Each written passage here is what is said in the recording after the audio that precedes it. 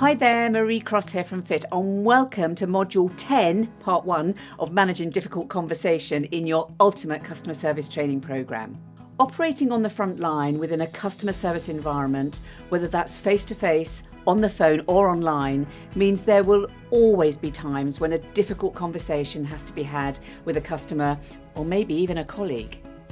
One of the 4 most common difficult situations that we'll face or conversations that we'll have, and we'll look at all 4 scenarios over the course of this programme, is having to deliver a bit of bad news to a customer or colleague. For example, telling a customer that we can't action their request immediately because they've rung in past the cut-off time, or advising a customer that we can't change their payment date until the next due date, which is a month away, or letting a colleague know that we can't help them out because we've got a deadline of our own that we've got to meet. When you face these difficult scenarios, it's completely natural to focus on the negative first, to talk about what you can't do before or rather than talking about what you can do. And this creates an unnecessary negative reaction or negative impact on the other person. Because you see, we all have these 2 constantly playing tapes in our brain, and dependent on whether we're being told something positive, in other words, some good news, or we're being told something negative, in other words, some bad news, will depend on which tape is set to play first.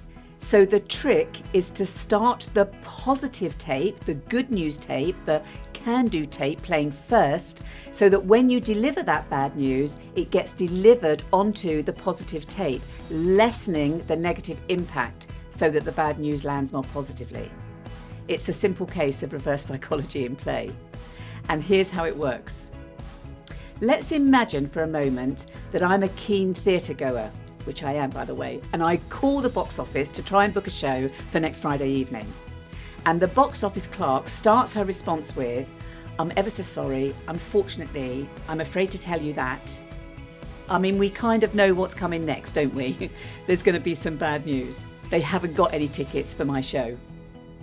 Yet, although the clerk did start her response with some bad news, thus starting my negative tape to set to play first, she did in fact go on to give me a little bit of good news, which was that she had 2 premium seats available for the same show at the Saturday matinee, which she'd be able to offer me for the same price as the standard seats as a special deal.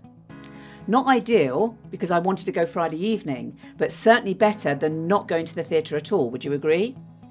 Yet sadly, that little bit of good news got delivered onto my negative tape or bad news tape, because that was the one that she had set to roll first.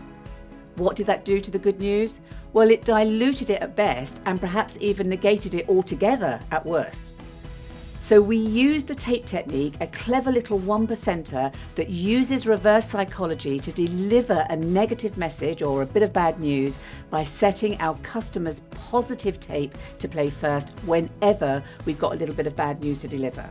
So in my theatre scenario, had the clerk been through this module and learned the power of the tape technique, her response may have sounded something like this.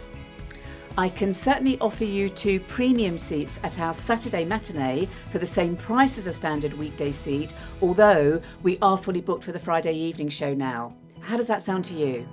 Notice how different that response sounds using the tape technique to deliver that negative message, because the positive tape was set to play first. So when the bad news got delivered, it got delivered onto my positive tape. What did that do to the bad news? Well, it diluted it. It doesn't make it go away. We still have to tell the customer that we can't do what they're asking, but the bad news just lands much better than if we were to set that negative tape rolling first. Like this.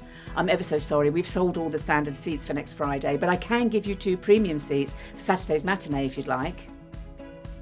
Does that make sense?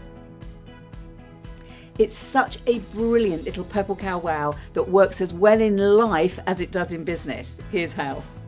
If you have a child and your child asks if their little friend Johnny can come to tea tomorrow when you've got to work late and won't even be home to cook your own son's tea, then you can deliver that bit of bad news to your son in a way that keeps their mood high and your guilt low using the tape technique.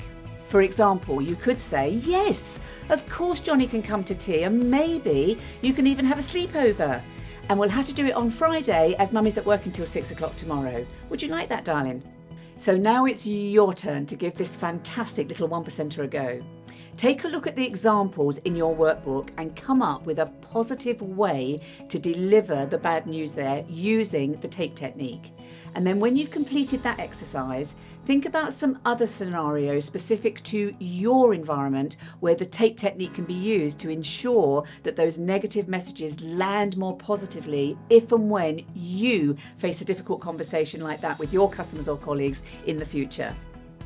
On the next video, we're going to look at the second example of a difficult conversation we may need to have where we need to tell a customer there is no good news at all. So I'll see you then, and in the meantime, keep learning and stay fit. Bye for now.